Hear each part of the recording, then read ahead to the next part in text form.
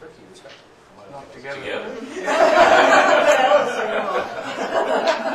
We won't tell your wives. Your girlfriend.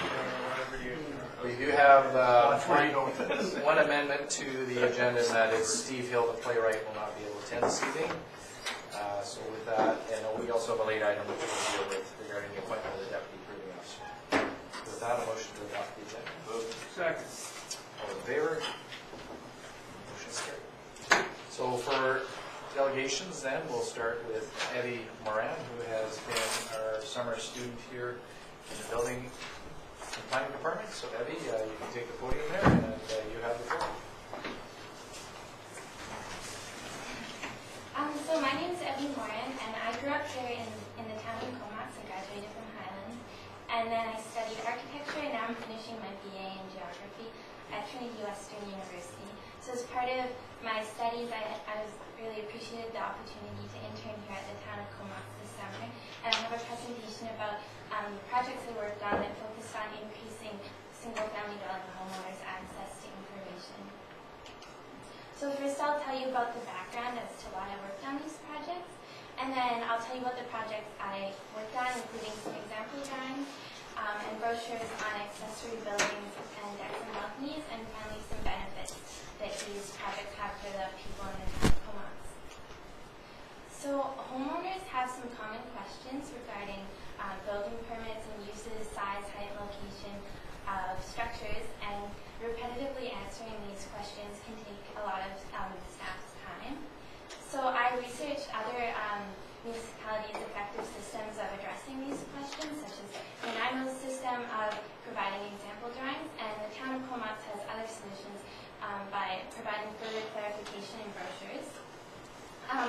And like a homeowner, I hadn't previously interacted with the town's bylaws a lot, so I was an ideal person to understand the challenges of this technical information and how to put it in a simpler format for homeowners.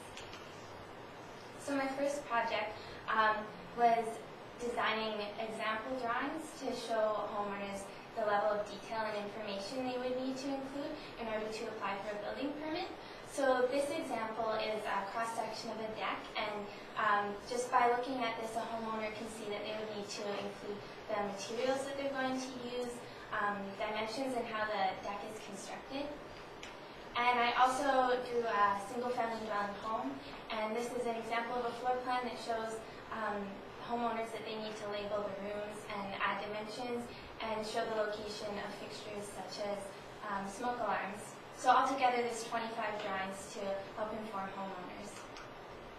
And my next two projects were brochures that took some complex information and put it in a simpler format, starting by outlining size, height, location, and uses of structures, which vary by zone, and finally the steps a homeowner would need to take in order to be issued a building permit.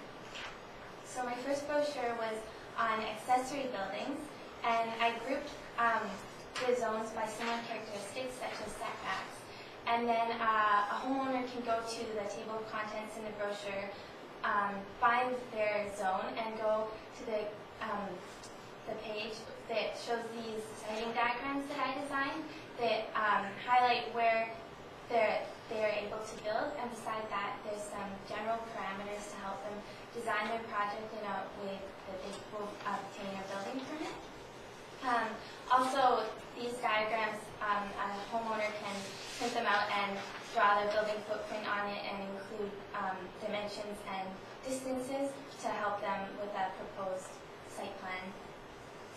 And it's quite a substantial document, about 20 pages. So for staff, they're able to just locate the correct page, print it off, and just hand the homeowner the necessary information. And I did another brochure on decks and balconies, highlighting the difference between the two and how they relate to setbacks and parcel coverage. And at the end of both brochures, I outlined the steps that a homeowner would need to take, including the documents they would need to submit and fees in order to be issued a building permit, and as well a list of definitions to help with further clarification.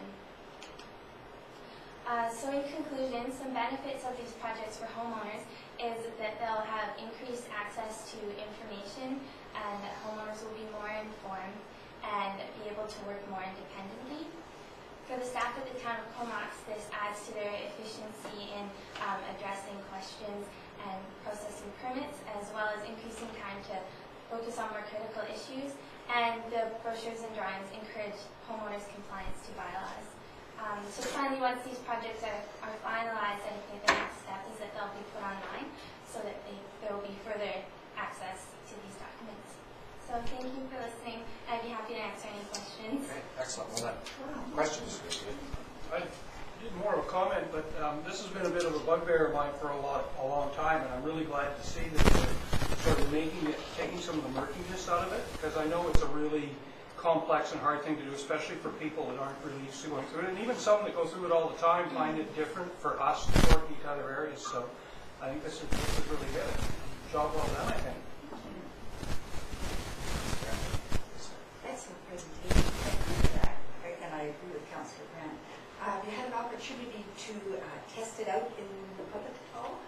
Not yet. Not yet. Okay. This will happen Okay. when it goes online. Is that the process?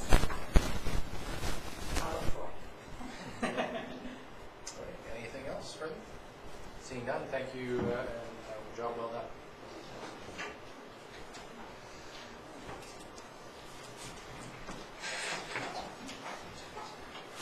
Although you're welcome to stay for the rest of the meeting, you don't have to. Might be boring. Well, the next presentation won't. So. It better be riveting. That's right. So we now have the delegation here from the Comox Valley Chamber of Commerce. So welcome Diane Hawkins and Michael Stolzen.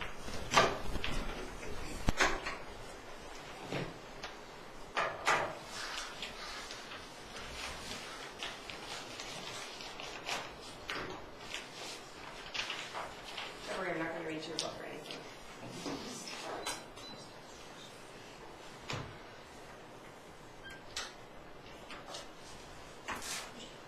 They've got one too? Yep. Oh, okay. It should be up just at the bottom.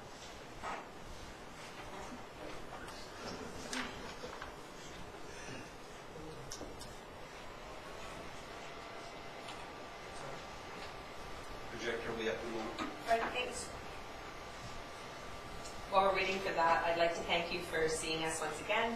And I'd like to introduce Mike Stolting. He's our co-op student that's been working on this project. We hired him to work on this project, to do some updating, which I'm going to show you on the board, and explore some more opportunities that we had to get the message out to the local people in Comox Valley.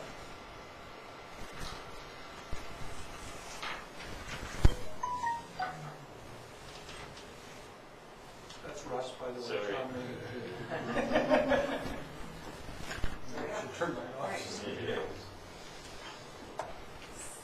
And we were here actually almost a year ago to speak to you about what was happening with the governance review. And Bob Mortimer was here at the time, and I'd really like to mention that Bob has worked on this, as a lot of you know, tirelessly over the years, absolutely tirelessly. It's something that he has a lot of heart in. And I think he'll be quite excited seeing how we're moving forward. We've had more results in the last 3 to 4 months than we have in the last 2 years. So there's definitely interest in the Comox Valley, which is encouraging because we want our community to be involved. So this is where we were last time, or this is the background. This is where we were last time you saw us. We actually also have a contractor that's working in Cumberland as a canvasser. We hired her as a canvasser for our campus. This is our old website. And with Mike on board, this is our new website. So brightened it up, gave people an opportunity to rebranded it, sign online, get involved. We wanted it to be set up so that people who wanted to be part of the task force could volunteer. And we have had volunteers out. We're out at Canada Days handing out our petitions. This is a double-sided card that was handed out. And Mike was at Canada Day all day. and he was at Market Days all day. And the signature tracker, which now allows, Bob really wanted something that would show people where we were at, and this has been great for people to be able to go on there and say, oh, okay, this is what's happening. Our Facebook page is great now, thanks to Mike. And we also have a Twitter page. And we've always had great support and response on social media. It's really easy to start a conversation on social media, but the piece that we were missing is trying to connect with the people on social media. And we've been able to do that. In the past few months, we've secured support from Courtenay Council and the Regional District. We've canvassed Comox door to door to secure the rest of the signatures that we needed to meet our quota. So this is what it means. So you can see that in Comox, our target was 1,092 based on the percentage that we needed. And Mike went door to door in Comox one night and got the rest of the signatures. So it's right on. Yeah, a tireless worker. He's been a great asset to the chamber, and we're going to keep him on board. Well, he goes back to do school in September, but we're going to keep him on board as much as we can. And Cumberland is our next focus. So this is where we are at.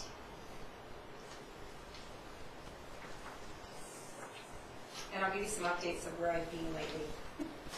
Don McCrae and I have met with the Minister of Community Support and Development, Minister Fassbender, and thanks to Deborah Oakman's invitation, I attended the Local Government Management Association's workshop on local governance structure in Nanaimo and met with ministry staff so I could better understand the process that was involved. And meeting with Minister Fassbender was to give him an update on where the chamber was at, because the last minister we had spoken to was Coralie Oakes, and she's moved on to another ministry. And this is what we are requesting from the town of Comox. Support a call for governance review study and send a letter to the province advising of council support. As I said, we have this from the City of Courtenay, has sent a letter to the province, and we have a letter from the Regional District as well. And any questions? Questions, Can you tell us how many signatures you've got, how many do you need? Well, we don't need that many now, we just need Cumberland, because what's happened is because the City of Courtenay has given us a letter of support to the province, we don't need signatures. Signatures, we were asked to get signatures to show the support of your constituents. And once Courtenay said, yes, we see this as a benefit to the Comox Valley, then that negated any need to go out to the community. Now, there's a lot of there's a lot of misunderstanding around how the governance review works. And what happens is, it's not something that's developed by an individual or the actual government, the provincial government.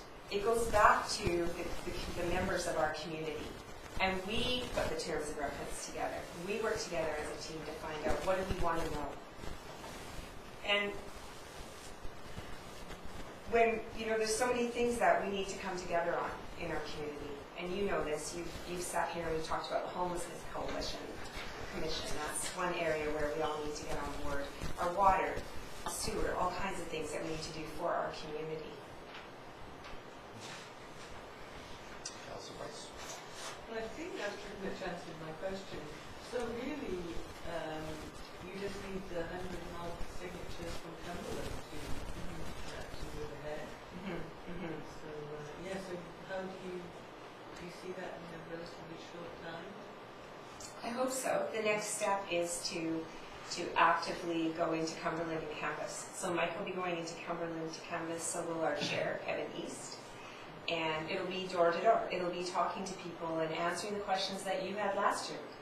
Questions such as, is this about an amalgamation? Is this a hidden agenda? How does it work? Who gets to set that committee? How do we ensure that we're actually meeting the needs of our community? And those are valid questions, and the citizens of the community have the same questions. And I think that there's nothing like face-to-face. And all of you know that from canvassing yourselves, that when you can actually make a connection and people see where you're coming from and the heart that you have for your community and what you're behind, it makes a big difference on what people are willing to sign on to. Councillor Arnold. Yeah, thanks, Ben, for that. So you secured enough enough people on a petition through Courtney, or just the fact that you got the letter of support from Courtney Council? The letter of support from Courtney Council moved us that much farther in the Right. process. Because So- we were told that you could get your 5%, you still had to go back to council, because at the end of the day, it's the councils that need to ask the province. Correct. Because the province doesn't want to step in, Right. right? They want communities to figure it out. Right. So the canvassing that you've done in Comox, how many signatures have you got? Realizing that it may not be necessary if this council was to approve of the review study, but how many have you received from the town of Comox? I think it was 1136. It's on the slide. Yes, of course. Okay, so basically, what we ended up doing is, because we had come into this whole thing thinking we needed 10% of the signatures, and that's why we thought we needed 5,000 signatures. And, you know, that's a really good number still. What we did, though, is we segregated it into different communities based on the electorate. So we called Elections BC, and it's pretty much up to date, like today. And we found that the exact number of people in Comox registered as voters that could vote for something like this. And that's what we based our numbers on. So we have 10% from each of the communities. So 10% of Comox right now would have been 1,092. We have 1,130. And the reason I went out to Comox that day was because I knew the next day we did have a meeting with Mayor Paul Ives. And we were short 45 signatures. I did not want to go into a meeting saying, we're going to get the last 40 for you. So we kind of went out and I got the rest of the signatures that night so I could go there and say, we have them. We have support from Comox and all we need is you guys to say, let's go. So that's the reason for that. And then with the Cumberland, it's once again 10%.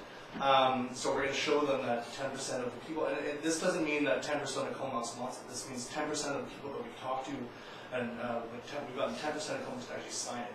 That means probably 80% of Comox still doesn't really know what the governor's review is, because it's really hard to talk to everybody. But it means that like we've had a pretty much 95% hit rate with people that we've talked to, and actually like had a full conversation with telling them what this is. We've had a 95% hit rate with them saying, okay, let's get along with it. Because a lot of people do want this. It's just a matter, it takes a lot of time and a lot of resources. And I thought it would be a quick thing. I was like, 50 signatures, it'll take me an hour. And I went out there and everybody wanted more information. So it took me 15 minutes per door. And it was great because that was the focus for me, was just getting people informed, because a lot of people just didn't know what it was. And even if they did know what it was, they didn't really know what it was. So now, once we got the information out there, and the new website helped with that a lot, it's really easy to get the signatures now. And we, like I said, we got the support from Comox. Right, okay, so what if you went to Cumberland and you didn't get enough votes and Cumberland Council didn't support it? Then is that a deal breaker? Is this whole thing gone? No, it's not. So then you just move forward with a review study that would have Comox and Courtney? What would happen is we would send the letters to Minister Fassbender, which I committed to doing. And I think that sometimes we have to look at people's reasons, right? We all have concerns about why we don't want to do things. Sometimes it's financial. So in the case of Salt, and I can see where in Cumberland that could be a concern. And in the case of Salt Spring Island, in that model, the province was able to provide resources that could assist them in their decision to have a governance review. So I think that there's that we need to keep moving forward and then cross bridges as we get to them. Because I think depending on what the concerns are, then we'll know how to address the next step. I think all that would really mean is that on our committee of citizens that form up our committee to make terms of reference and hire a private contractor, it just wouldn't include people from Cumberland. Because they said that we don't want a part of this governance review, which means they wouldn't be in the terms of reference. So when we're looking at regional issues, we'll be talking about Comox County, regional district, not Cumberland. If they do sign on, then obviously we'll get them in there as part of that. Right. And so just my final thing, and I think I know the answer to this. This is non-binding. So you get your study, you get your approval from the various councils. It goes to them. They come up with whatever you study, nothing's binding, this has to go to the public down the road. This is how referendums are made. So now we see the issues, they'll tell us the issues, and they'll tell us even suggestions on what to do about it. So it's really cool because we get kind of the whole information package of the stuff that we don't know. And, you know, everyone's talking about amalgamation. I think that's been our biggest hurdle was the A word. The amalgamation word, because everyone's like, no, no, no, and we have people, yes, yes, yes, but this isn't about those kinds of things, right? These are things that could bring up. It could bring up the possibility of amalgamation, but at that point, now we'll have the information showing us what it actually means and how it will actually work out and play out within the valley. So it's just literally going to give us the information, and then we can form decisions, referendums, things based on that. Thank you. Councilor McKinnon. Yes, should the governance review process go forward, who is on the governance review committee? How are those members selected? And, of course, the million-dollar question is, can any committee like that ever be viewed as being politically neutral? It can when it's not weighted down with politicians. That is a very succinct answer. Well, but in this, if you think of it, what you want is what you have sitting here is you want representation from your community, right? So the terms of reference is put together by the communities and their citizens, municipalities, and staff. So it's so that it's a democratic process. Because we really do want to look at what's obvious, you know, because I think what Minister Fassbender said is that what happens very quickly is that what's obvious becomes obvious in the whole process. And that you never start it with a presumption of outcome. Because we don't know. But we won't know unless we look. 20 years ago, there was a study done. There was committees formed as indicated somewhere that there was a citizens advisory committee on restructure. In fact, I sat on that at one time in the mid-90s. And they looked at the results of the study. Cumberland was not part of that at that time. It was a core area, essentially amalgamation study. And it was around integration of services. And it looked at the costs and the benefits. And ultimately, a referendum was held in 1999. It was approved, as you may recall, in Courtney, but not in Comox and not in the regional district. It wasn't the whole regional district as well. It was just sort of the core areas around municipalities.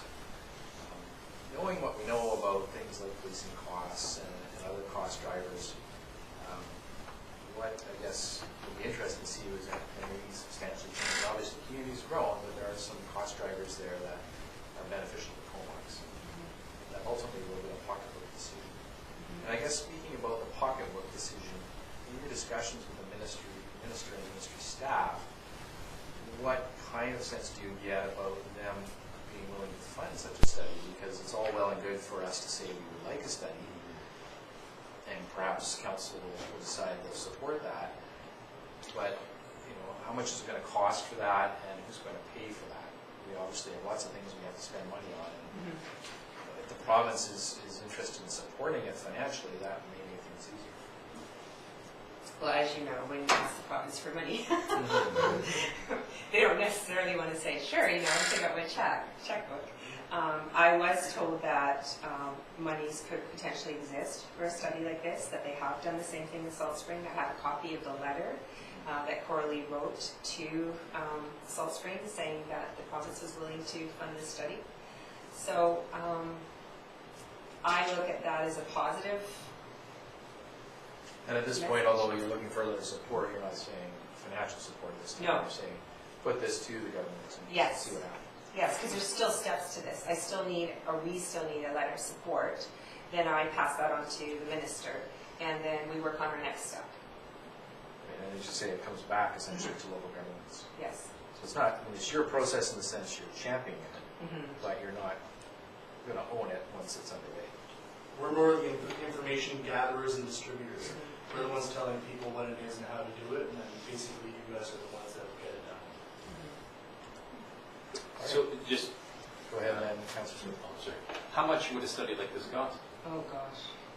That's a good question. CEO, do you have any Sorry, recollection? Russ, I have no idea. years We do have estimate numbers. About 250,000 and 20 years ago. was the study for amalgamation? The one now, we're basing this off because Victoria just recently did one. Salt Spring Island recently did one, and obviously those are very diverse to what we are. But we took an average, and we're looking between 80 and 150,000 members for a study of the whole Comox Valley. Now, for the information that provides, it's really not a big number for the amount of stuff you get out of it. And when there is like lots of money put aside for this kind of stuff, like Salt Spring Island got a lot more than just what the study was worth, right? They got funding for a lot of things after that. They ended up actually doing an incorporation study to incorporate Salt Spring Island as well, which is also fully funded by the government. So the government wants change to happen, but they want it to be started from the grassroots from here, not from on top. So, Councillor Swift. So that was my question. Anybody else? Councillor? I read in the Times Column not too long ago, they had an article on the A-word amalgamation and governance review studies, and they cited some studies that said that the amalgamation didn't necessarily bring cost savings. And there was other studies that were cited that said it did do cost savings. So we paid for a study and get information. That's frustrating to the public, who most of us are lay people, and we'd like to have some answers as to if there is cost savings, and is it worth it to do something like that. When you come with studies on both sides of it. Just your thoughts on that, and where it may lead, and whether it will give any definitive answer. So I think that the idea behind this is it's not about amalgamation. It's about governance as a whole. It's about how all of our communities are being governed.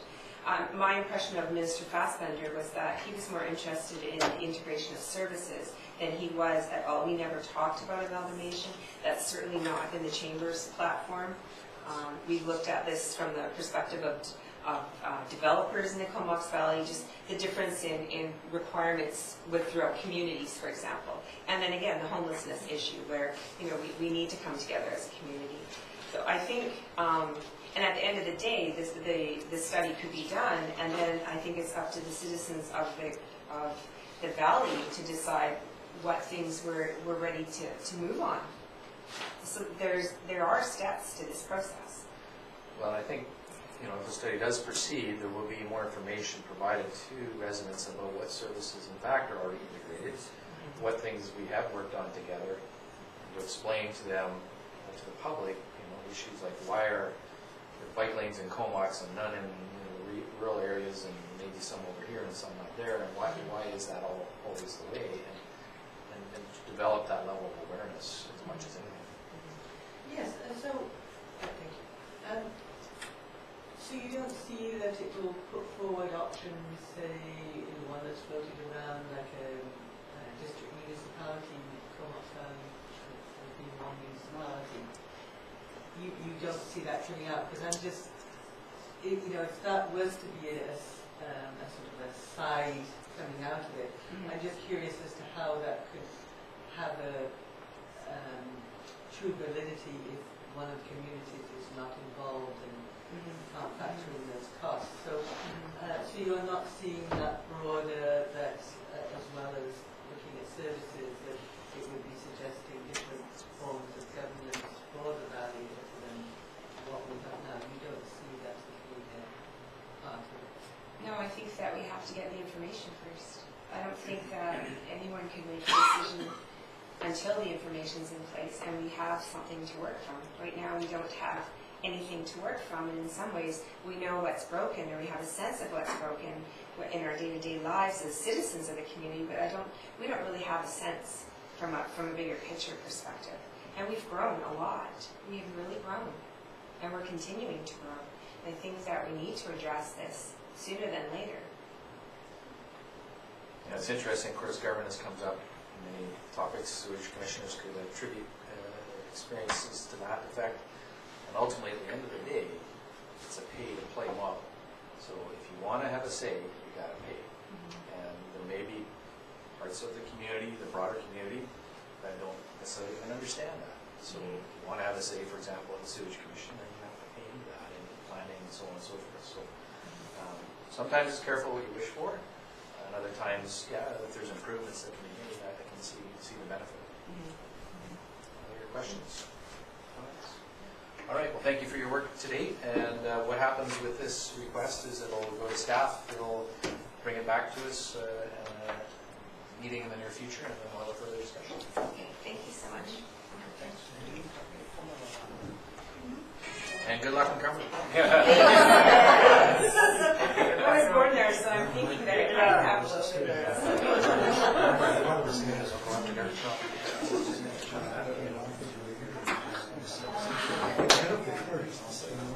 All right, so those are the delegations for this evening. We will move on to minutes of meetings. So the July 20th council meeting minutes for approval. Thank you.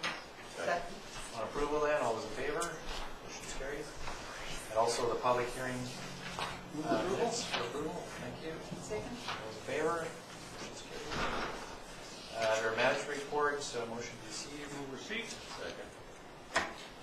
And on that, CAO, maybe you can just, I know that the project construction is underway for the Marina Boardwalk, but you can just give us any highlights that you wanted to emphasize in that regard in terms of timings and what we're doing, what we're expecting to see.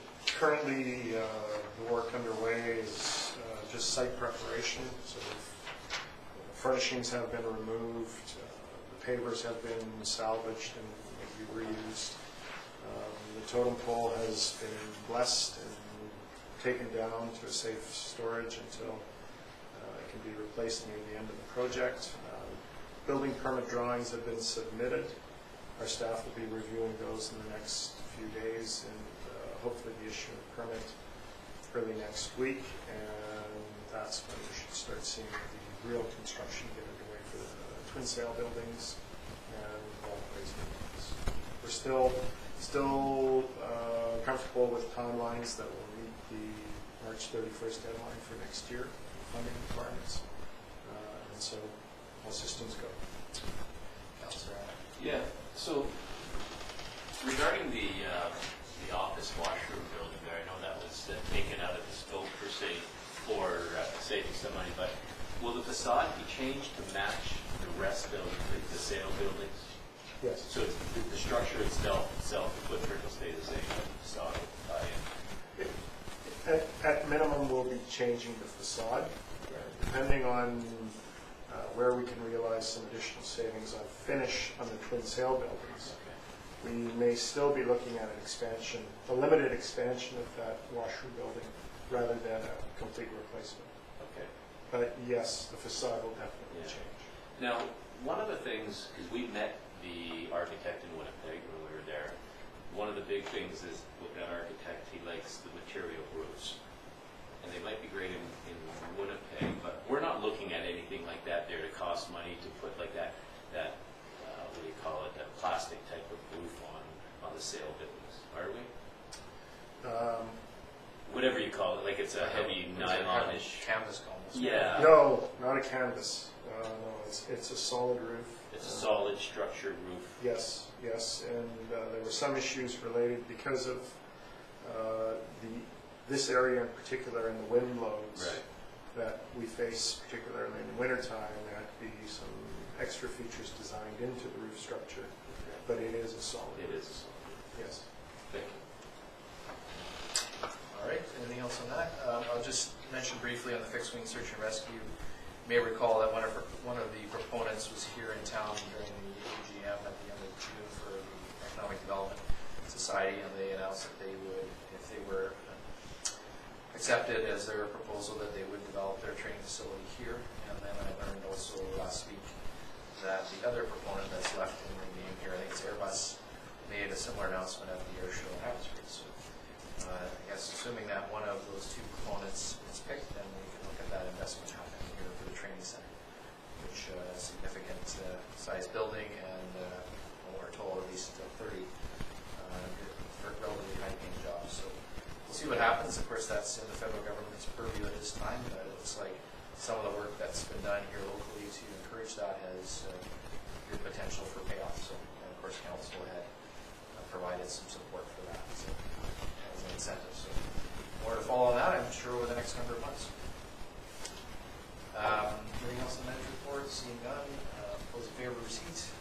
Motion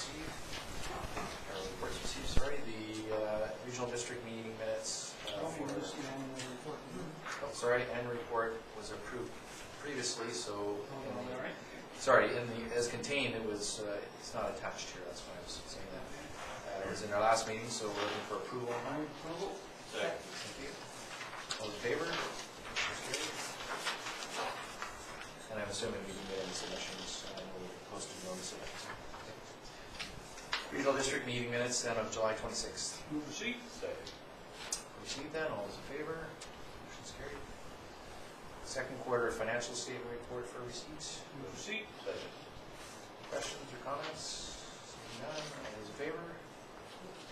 Oh, sorry, you got a question? Yes, thank you, Your Worship.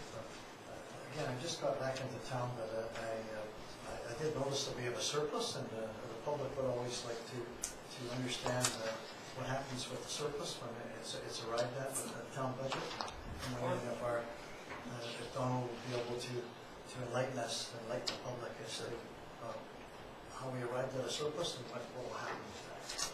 All right, Director of Finance. Your Worship, we ended up with a surplus last year because there were some major expenditures on capital projects that didn't proceed. The waterfront project, we put some money aside for. We also put money aside for the Lazo project. Both of those projects are proceeding this year, so the surplus funds roll forward to 2016. And in fact, we have to munch through most of our general fund surplus to balance the 5-year financial plan, because we have ongoing capital expenditures in the next 4 years as well. We also had a surplus of over $300,000 last year, you'll recall, related to our CMP officer vacancies, and we contributed $250,000 this year into a public safety reserve fund that we established at the start of the year. So what with one thing and another, you'll notice in my analysis of the balance sheet at June 30th, we're roughly $3 million cash ahead of where we were a year ago. But by year end, that picture will change, because with the capital projects we've got underway, we'll be using a good chunk of that. More of a timing issue than anything else. Yeah, really it is. So, no, you can't bring any more projects to the table. Yeah, don't spend the money. Clarifying that. All right, thank you for that. All those in favor of that report be received? Motion's carried. Okay, so... Okay, so we're, I believe, at the permissive tax exemptions. First, second, and third reading? Second. Okay, and this is for the bylaw number 1845, which we are granting permitted tax exemptions under the community charter. Many of those relate to churches and hospitals and other nonprofit organizations. So any discussion on those? The summary of those is, of course, outlined in the agenda on page 62. For a total of $283,000, although our share of that is just slightly less than half of that, or about half of that. Okay, seeing none, all those in favor? Motion's carried. Thank you for bringing that forward in a timely fashion, so we can have it done. I think the deadline is usually end of October, is it? Correct, yeah. And those organizations that are receiving those exemptions, of course, have well, they've all asked for them and been granted before, so no new ones there. All right, so moving on, let's begin the first, second, and third readings. And where's my button? Okay, just get to the end of all these maps. Okay, so now we are at the Gary Oak third reading report. So the Gary Oak third reading report, that of course follows on our public hearing that we held. I'll move third reading. Thank you. Any questions? Seeing none, all those in favor? Motion's carried. And move adoption. Thank you. So by passing that third reading and adoption here, we're adding new Gary Oak habitat locations in the areas shown. So all those in favor? Motion's carried. That's off Putnam Road, several properties in that area. Okay, so that's done. From our Director of Finance, we have a report requesting authorization of the expenditure of the 2016 grant to address homelessness, which is $30,000. for the Comox Valley Recovery Center's construction of 4 units of transitional housing. Move that. Second. Moved and seconded. Any discussion on that? And you may recall that that was as a result of the work done by the coalition, and that was, I think, their very first project to work with the Comox Valley Recovery Center.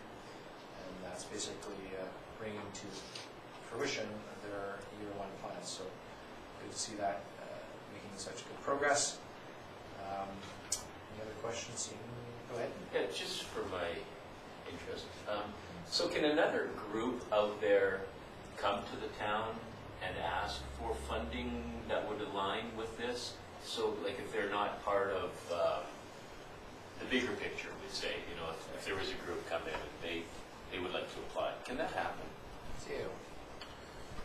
When we agreed to this kind of independent process, we also said that we would work with the coalition Right. to get their approval. So the group would have to work through them to get their support so that we could, Okay. ultimately it's council's decision, but that's the agreement that we essentially made with. Okay. Thanks. Councilor Swift? And just so I know, how does the money get, does it go through the regional district or does it go directly to the association? It would go directly to them. And we try to keep the administrative costs Right. minimal. And by doing it on an annual basis, we're going to obviously hear from the coalition or these other groups with the coalition approval, and then we do have the final say as to whether we do it for that year. So it is possible another group could come independent of that, and we decide to fund them. But we'll take it on an annual basis every year. All right. Further, all those in favor? Motion's carried. I move that we let Wallace Avenue have their street party. Oh, the block parties.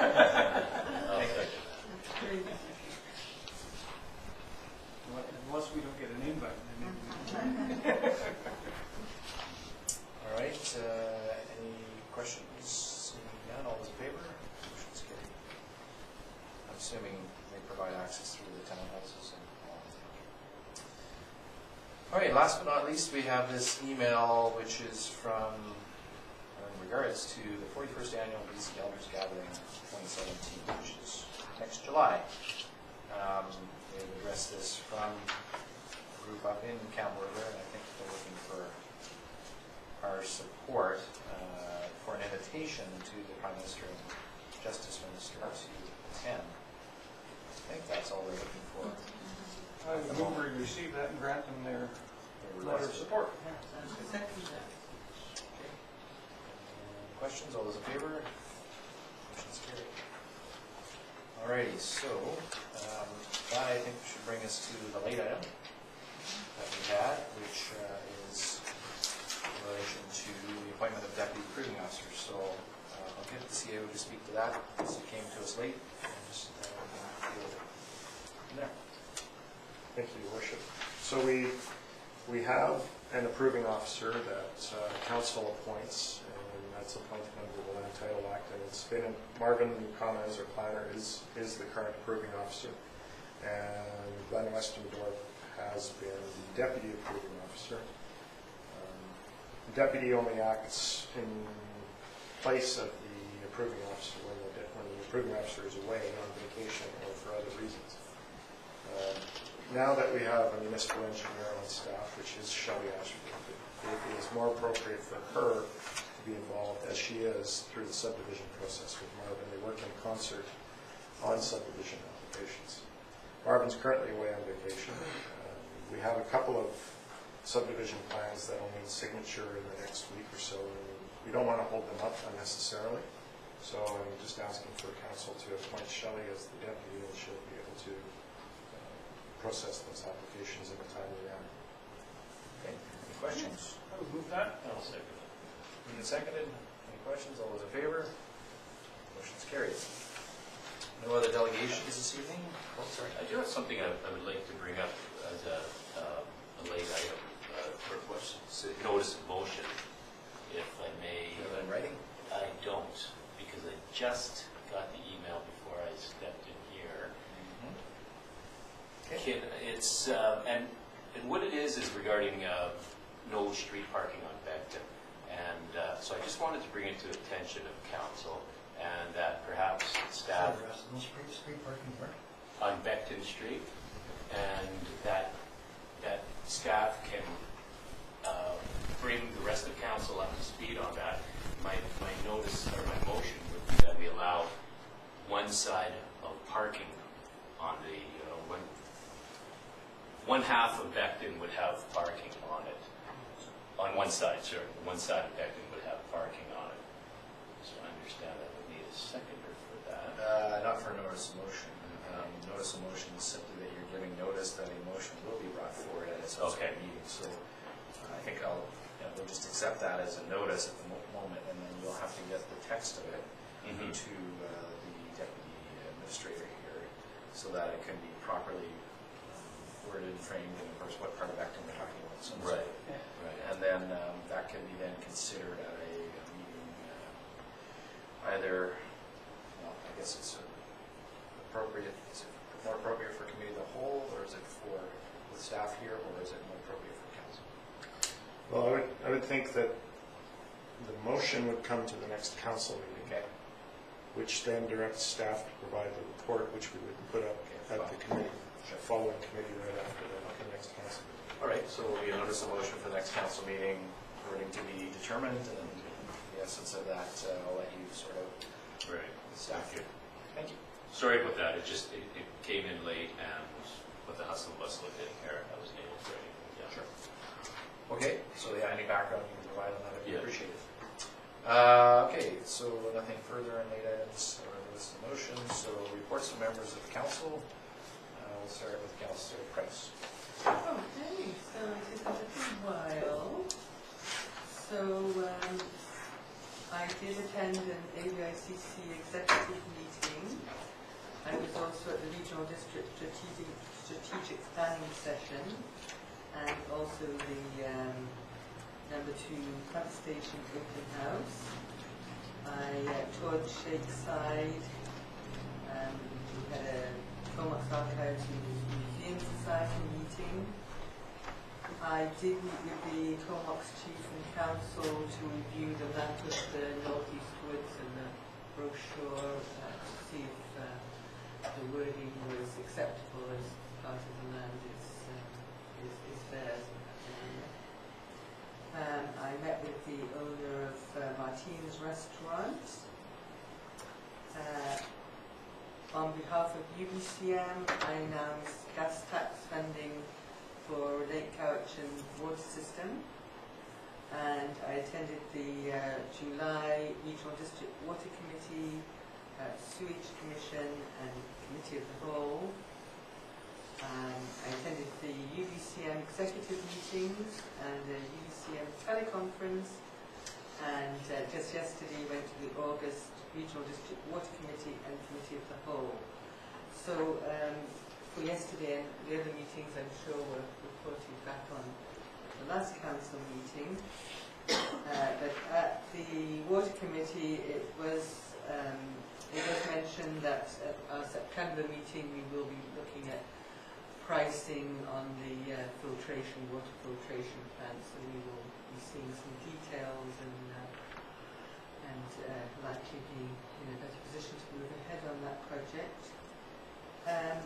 We did have a little bit of discussion on the water consumption, and with June being wetter, it definitely reduced consumption, and that's what put us in that great position where we weren't moving to stage 2. And I know a lot of people have brought up, why have we moved to stage 2, because the lake is still so high. But basically, once more water was going out than coming in, that's what dictated that process. So what with our reduced consumption and BC Hydro have ramped back their hydro production, we're considered to be in a good position, and the fisheries are happy too. So it's hoped that we will be just able to stay at stage 2 for the whole of summer. That's the anticipation. And so I think unless I could think of anything else on the water committee. That was the, and the committee as a whole, basically we did the permissive tax exemptions there, and it was recommended that we be a signature on the Comox Valley Community Justice Centre renewed critical incident response protocol. And we did propose to write a letter to support Vancouver Island North Film Commission's application for a $5,000 grant from ICE-T because they want to update their regional websites. Okay. That was it. Not a very busy meeting. Councillor McKinnon. Yes, very briefly, on July 28th, they represented council at the HMCS Quadra Training Vessel Sailing Tour. I saw cadets and staff and very impressive demonstrations there. I attended the festival weekend, as most of the council and the mayor did, the Philbert Festival as well as the Nautical Days, and thank the many volunteers there as well.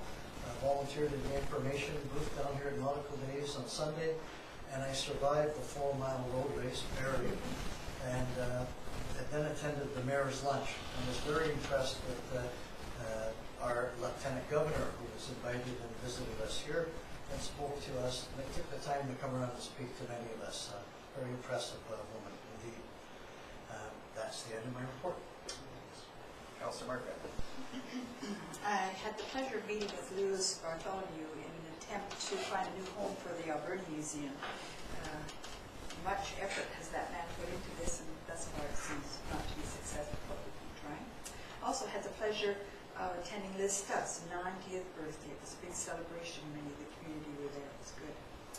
I, too, had the pleasure of serving as an alternate for Councillor Price at the Regional District Board. And, of course, the parade. And next year we're going to have a wonderful float. And rather than just walk or ride our bikes, aren't we, councillors? And You were voted as chair of that committee, too, as I recall. and too, thank you for the mayor's luncheon. It was an excellent afternoon. Councillor Kingrad. I attended the regional district meetings as Barbara already went over, so we do that. Went to Nautical Days, ran the gauntlet with Russ and Paul and a few others. We Came in third. out of 3, yeah. we were a distant third, but we were there. The parade, the mayor's luncheon, which again also tours Shakesides, and I also met with the new owners of the mall. They're very anxious to get going. They have an application in, and they've got some real nice design going on, and they're hoping that we can get them through our system relatively quickly so they can get on with the redevelopment that they have planned. So pretty exciting for our downtown. Excellent. Councillor Arnott. Yeah, just briefly, yes, the gauntlet race, that was pretty good. And the luncheon, it's about it, a few little things here and there, but nothing really this week. Well, I attended the volunteer appreciation and orientation for the leading up to the Philbert Festival for the volunteers there. And of course, all the festival activities, the parade, the mayor's lunch, thank you. And that's about it. Excellent. Yes, the gauntlet race. Wasn't my fault. We had fun until we got torpedoed by one of the councillors jumping on the stand-up paddleboard, but it was good fun. His hair didn't get in the way. No. In case you were wondering which one it might have been. Way back, we had a photo op with the tennis club in terms of some of their donation towards irrigation at the tennis park area. I also participated in the Namaquolas Golf Tournament, which is an annual golf tournament put on by the Namaquolas Tribal Council, and in memory of Stan Hagen and his bursary program that they have. So that was well attended and well received. Lots of parades, not just the Nautical Days parade, and of course ceremony with flags here with the Lieutenant Governor. We were quite pleased to have her here after many years of asking for the Lieutenant Governor to come. It was really nice to see her here for the day. And I know she enjoyed her time thoroughly. I spent quite a bit of time after the ceremony of flags with her and members of the HMCS Quadra. She went around and talked to all the cadets who had been on the parade, and I tell you, they were quite thrilled to have her come and spend some time talking to her, getting lots of pictures with her. HMCS Quadra also hosted the annual Mayor's Review when we go over boats over on their blue boat, and they treat us very well and show us what they're doing there leading up to the Nautical Days weekend, and there was a couple dozen international Sea Cadets there from various countries, so that was pretty cool. And then once Nautical Days happened, we had a series of change of command parades. The 19-wing colonel, of course, has moved on already to Washington, D.C., replaced by Colonel Michael Atkins. 407 Squadron changed command as well, and then 442 Squadron changed command. So lots of change in the wind at the wing, but really capable people coming in, and great to participate in those events. And then last but not least, in terms of parades, we had the annual, almost end of summer, it seemed like a parade for the glider cadets. Those that are receiving their wings do so proudly on that parade, and they worked hard all summer getting their glider wings, and kids from all over the province essentially that are here for that program. So a great success. I know there's still a few of them that didn't get their wings because they didn't have enough time in the air, so you still may see them a little bit up in the air over the next week or so. And that's my report. So now, are there any questions from the media at this point? Just a quick mention, the media flag football team won our first game. We're quite I think the record lost. You want to do the No, golf? we were one for 28. I saw some cryptic post on Facebook about that. All right, good stuff. Any questions from members of the public here? Seeing none, we don't have any further business this evening, so a motion to adjourn would be in order.